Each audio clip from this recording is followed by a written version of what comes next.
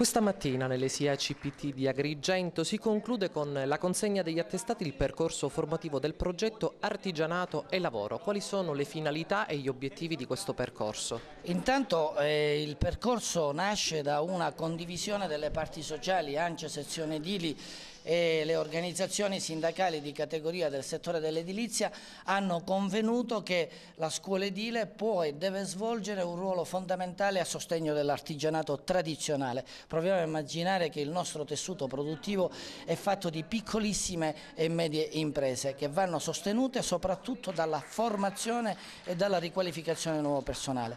A questo si aggiunge anche la domanda che proviene da ragazzi diplomati e laureati che cercano di immettersi nel mondo del lavoro. Ecco, il progetto Artigianato e Lavoro ha incrociato questi due fabbisogni, un fabbisogno di qualificazione da parte delle imprese, una ricerca del lavoro da parte dei giovani. È un progetto iniziato nel dicembre 2010 e si conclude quest'anno, adesso con la consegna degli attestati. Hanno aderito a questo progetto numerosissime aziende, tant'è vero che questi ragazzi hanno fatto una bellissima esperienza di tirocinio formativo proprio lavorandoci dentro. Questo è il messaggio migliore che noi lanciamo all'esterno, con l'augurio che questa esperienza possa ripetersi anche per l'anno a venire.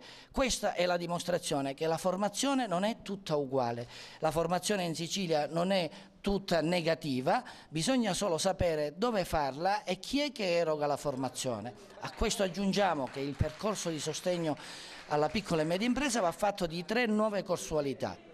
Avremo a breve l'avvio del corso di operatore impiantista termoidraulico e fotovoltaico, l'operatore per la bonifica e lo smaltimento dell'amianto e l'addetto al recupero, conservazione e restauro di beni culturali e archeologici. Se non sono professionalizzanti questi corsi, proverei a immaginare che cosa lo può essere.